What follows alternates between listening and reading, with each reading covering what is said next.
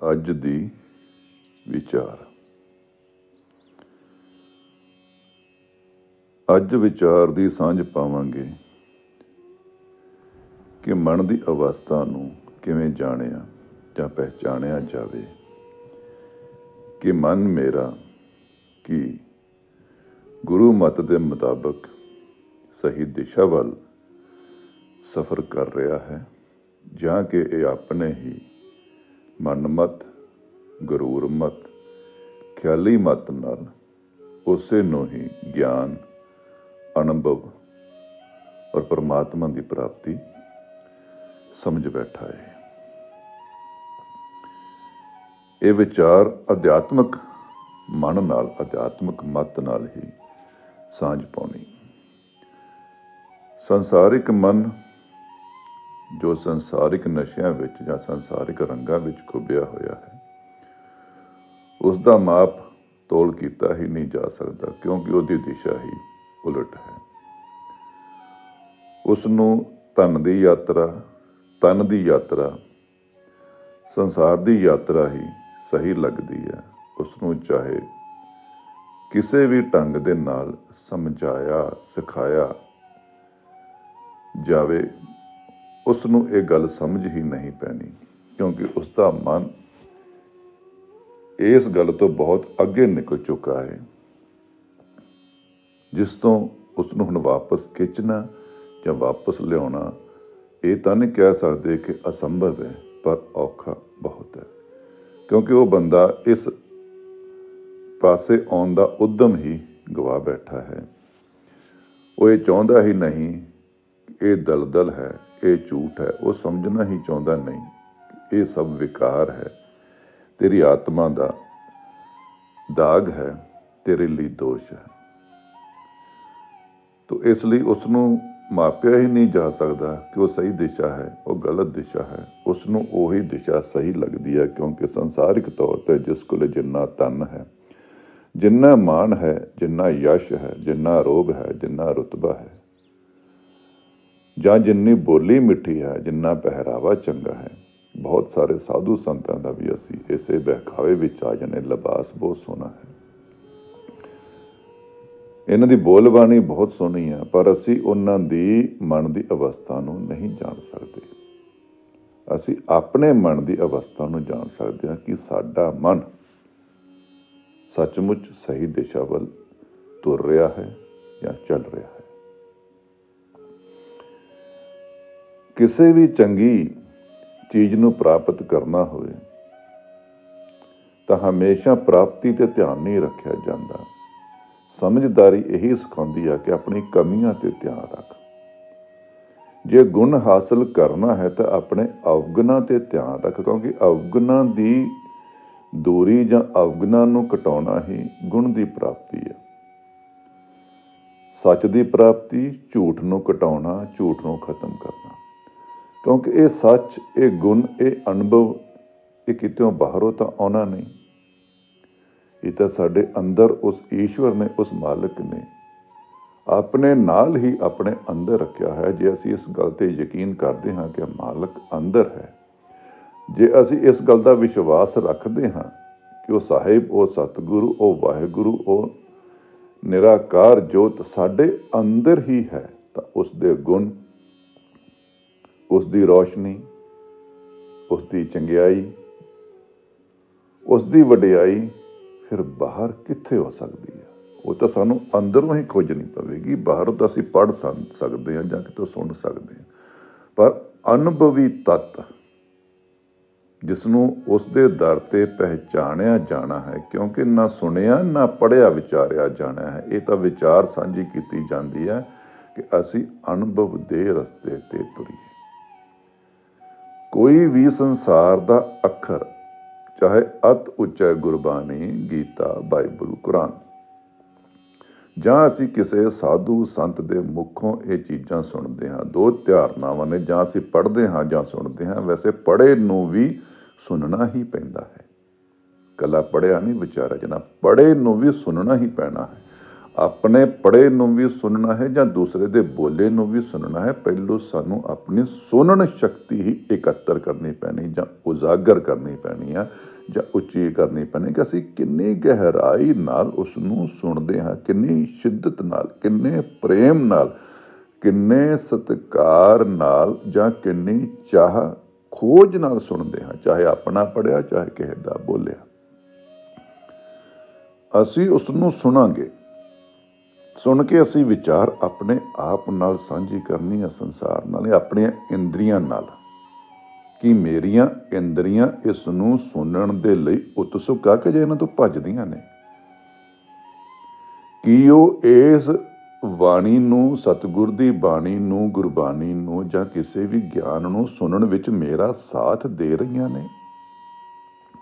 ਮੇਰੇ ਅੱਖਾਂ, ਮੇਰੇ ਜ਼ੁਬਾਨ, ਮੇਰਾ ਹਿਰਦਾ, ਮੇਰੇ ਹੋਰ ਇੰਦਰੀਆਂ, ਕੀ ਜਦੋਂ ਮੈਂ ਇਹਨਾਂ ਨੂੰ ਸੁਣਦਾ ਹਾਂ ਕੀ ਇਹ ਇਕੱਤਰ ਹੋ ਜਾਂਦੀਆਂ ਹਨ?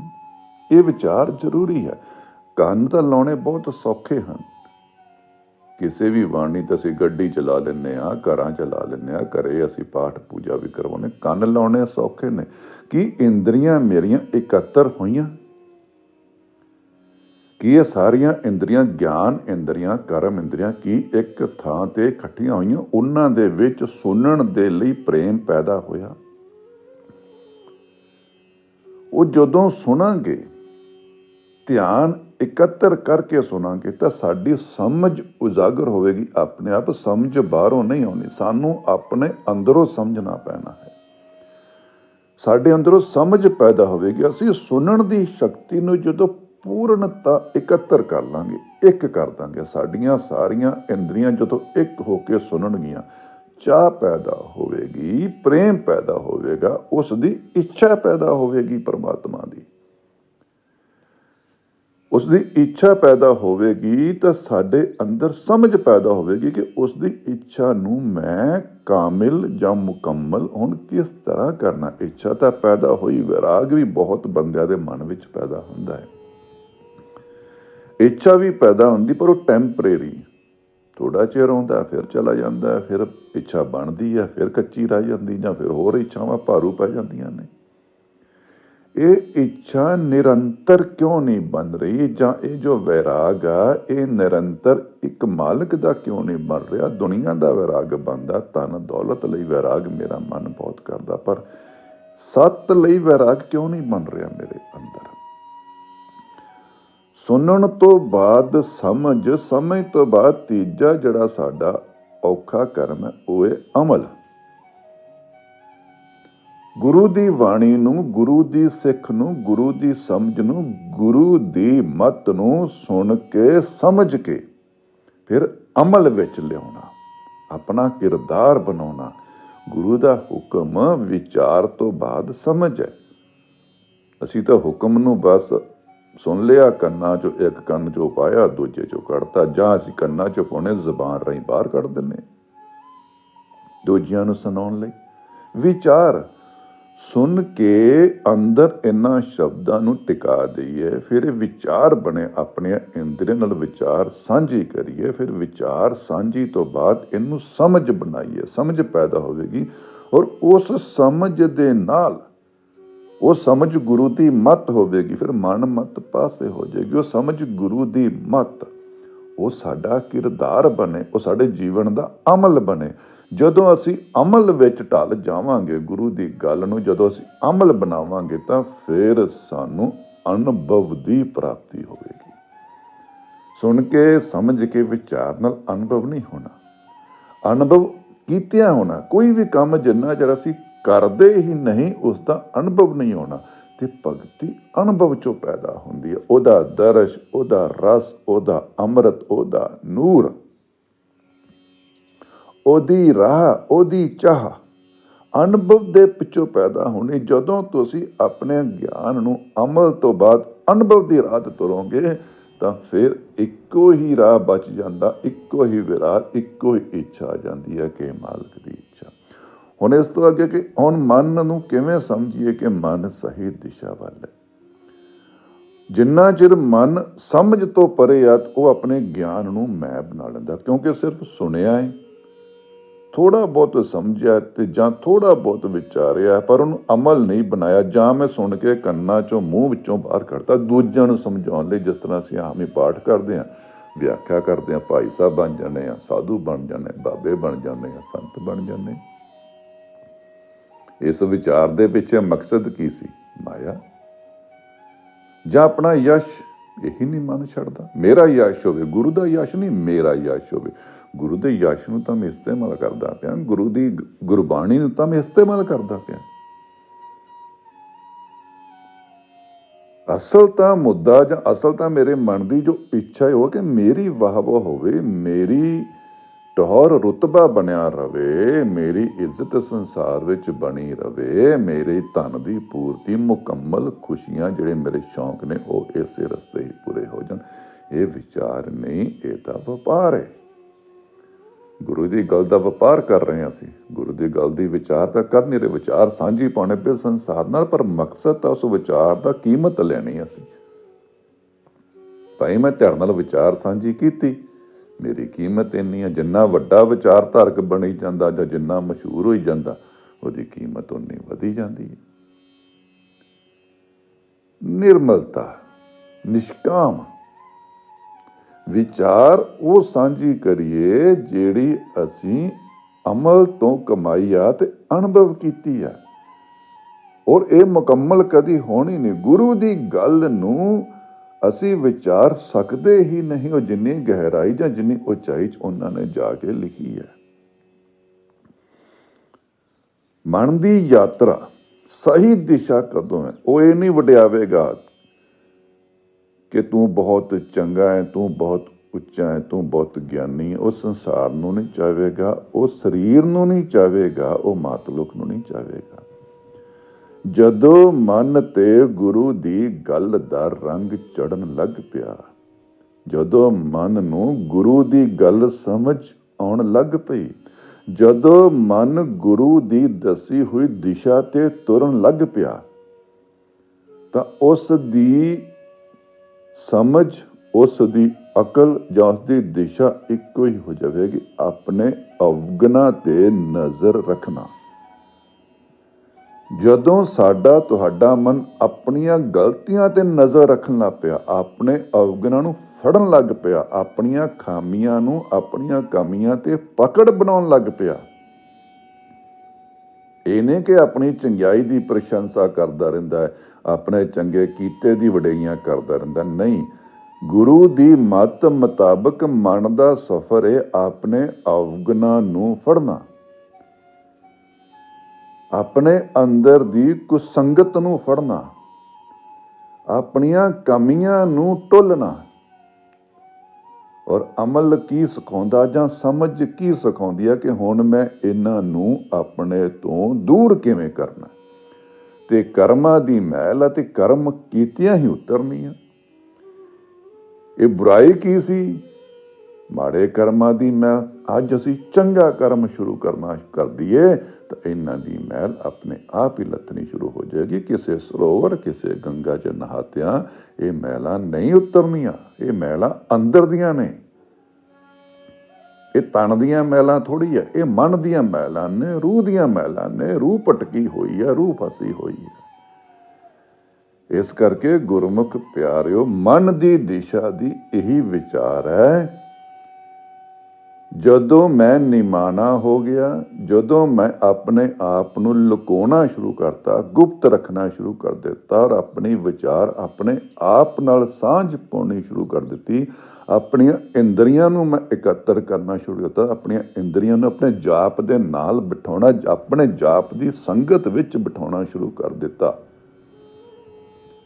ਔਰ ਉਹਨਾਂ ਨੂੰ ਇਸ ਸਿਮਰਨ ਦਾ ਰਸ ਵੰਡਣਾ ਸ਼ੁਰੂ ਕਰ ਦਿੱਤਾ। ਉਹ ਆਪੇ ਹੀ ਸੰਸਾਰਿਕ ਰਸ ਤੋਂ ਹਟ ਜਾਣਗੀਆਂ। ਅੱਜ ਉਹ ਸੰਸਾਰਿਕ ਰਸਾਂ ਵਿੱਚ ਭਟਕੀਆਂ ਹੋਈਆਂ ਨੇ, ਕਿਉਂਕਿ ਉਹ ਸਖਾਈ ਇਹੀ ਰਸ ਆ, ਤੇ ਇਸ ਕਰਕੇ ਉਹ ਰਸਾਂ ਦੀਆਂ ਆਦੀ ਹੋ ਚੁੱਕੀਆਂ ਨੇ।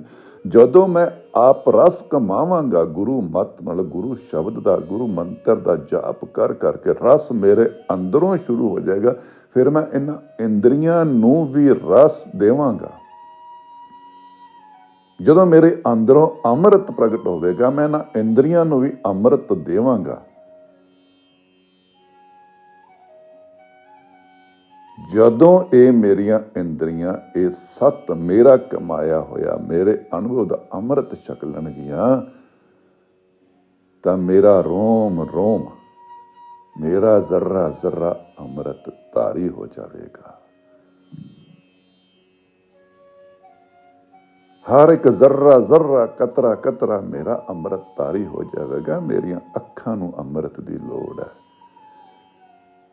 ਇਹ ਪਵਿੱਤਰ ਨਿਗਾਹ ਬਣ ਜਾਵੇ। ਮੇਰੀ ਜ਼ੁਬਾਨ ਨੂੰ ਅੰਮ੍ਰਿਤ ਦੀ ਲੋੜ ਹੈ। ਇਹ ਇੱਕ ਪ੍ਰਮਾਤਮਾ ਦੀ ਉਸਤਤੀ ਵਿੱਚ ਲੱਗ ਜਾਵੇ। ਮੇਰੇ ਕੰਨਾਂ ਨੂੰ ਅੰਮ੍ਰਿਤ ਦੀ ਲੋੜ ਆ ਕਿ ਇਹ ਸੱਤ ਹੀ ਸੱਤ ਸੁਣਨ। ਮੇਰੀਆਂ ਇੰਦਰੀਆਂ ਨੂੰ ਕਰ ਅੰਮ੍ਰਿਤ ਦੀ ਲੋੜ ਆ ਕਿ ਰਲ ਮਿਲ ਕੇ ਇੱਕੋ ਹੀ ਈਸ਼ਵਰ ਦੇ ਰਾਹ ਚੱਲਣ।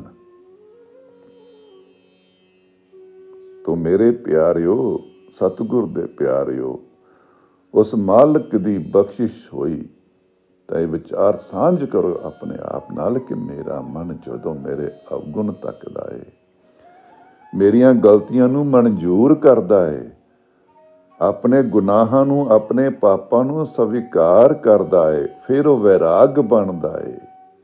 ਉਹ ਵੈਰਾਗ ਦਾ ਨਿਰਮਲ ਜਲ ਸਭ ਮੈਲਾਂ ਧੋ ਦਿੰਦਾ ਹੈ। ਮੁਸ਼ਕਿਲ ਹੈ ਇਨਸਾਨ ਦੀ ਗੁਨਾਹ ਨੂੰ ਸਵੀਕਾਰ ਕਰਨਾ। ਉਹ ਪਰਦੇ ਪਾਉਣਾ ਚਾਹੁੰਦਾ, ਨਹੀਂ ਸਵੀਕਾਰ ਕਰ ਬੰਦੇ। ਇਹੀ ਮਨ ਦੀ ਸੱਚੀ ਸੇਧ ਆ। ਜਦੋਂ ਆਪਣੇ ਅਵਗੁਣਾਂ ਨੂੰ ਸਵੀਕਾਰ ਕਰ ਗਿਆ, ਜਦੋਂ ਆਪਣੀਆਂ ਗਲਤੀਆਂ ਨੂੰ ਸਵੀਕਾਰ ਕਰ ਗਿਆ, ਜਦੋਂ ਆਪਣੇ ਪਾਪਾਂ ਨੂੰ, ਆਪਣੀਆਂ ਕਮਜ਼ੋਰੀਆਂ ਨੂੰ ਸਵੀਕਾਰ ਕਰ ਗਿਆ, ਹੁਣ ਉਸ ਦਾ ਨਿਖਾਰ ਕਿਤੇ ਵੀ ਦੂਰ ਨਹੀਂ ਹੋਣਾ। ਕਿਉਂਕਿ ਇਹ ਐਸੀਆਂ ਚੀਜ਼ਾਂ ਨੇ, ਇਹ ਛੁਪਾਇਆ ਨਹੀਂ ਲੁਕਣੀਆਂ, ਇਹ ਉਜਾਗਰ ਹੋ ਜਾਣਗੀਆਂ। ਇਹ ਧੋਤਿਆਂ ਹੀ ਮਿਟਣੀਆਂ ਨੇ। ਤੇ ਧੋਤੀਆਂ ਇਹ ਅੰਦਰ ਦੀਆਂ ਬੁਰਾਈਆਂ ਨੇ। ਬਾਹਰੋਂ ਕਿੱਥੋਂ ਧੋਵਾਂਗੇ? ਸਰੋਵਰਾਂ ਚੋਂ, ਨਦੀਆਂ ਚੋਂ, ਗੰਗਾ ਚੋਂ, ਹੋਰ ਕਿਤੋਂ? ਬਾਹਰ ਇਹ ਤਾਂ ਅੰਦਰ ਦੀਆਂ ਖਾਮੀਆਂ ਨੇ, ਅੰਦਰ ਦੀਆਂ ਕਮੀਆਂ ਨੇ। ਇਹ ਤਾਂ ਅੰਦਰੋਂ ਹੀ ਧੋਣੀਆਂ ਪੈਣੀਆਂ, ਅੰਦਰ ਦੇ ਹੀ ਜਲ ਨਾਲ। ਤੋ ਅੱਜ ਦੀ ਵਿਚਾਰ ਦੀ ਸਾਂਝ ਸਤਿਗੁਰੂ ਪਿਆਰਿਓ ਇਹੀ ਆ ਕਿ ਜਦੋਂ ਮਨ ਆਪਣੇ ਅਵਗੁਣਾਂ ਨੂੰ ਜਾਣਨ ਲੱਗ ਪਿਆ, ਸਵੀਕਾਰ ਕਰਨ ਲੱਗ ਪਿਆ, ਉਹਨਾਂ ਨੂੰ ਧੋਣ ਲੱਗ ਪਿਆ, ਆਪਣੀਆਂ ਖਾਮੀਆਂ ਨੂੰ, ਸ਼ਾਂਤ ਇਕੱਲਾ ਰਹਿਣ ਲੱਗ ਪਿਆ, ਸਮਝ ਲੈਣਾ ਮਨ ਨੂੰ ਸੱਤ ਦੀ ਸੇਧ ਦੀ ਸਮਝ ਆ ਗਈ ਹੈ। ਹੁਣ ਇਹ ਗੁਰੂ ਦੀ ਗੱਲ ਤੇ ਤੁਰ ਪਿਆ ਹੈ। ਹੁਣ ਇਹ ਆਪਣੀ ਮਨ ਮੱਤ ਨੂੰ ਤਿਆਗ ਕੇ ਗੁਰੂ ਮੱਤ ਦਾ ਪਾਂਦੀ ਬਣ ਗਿਆ ਹੈ।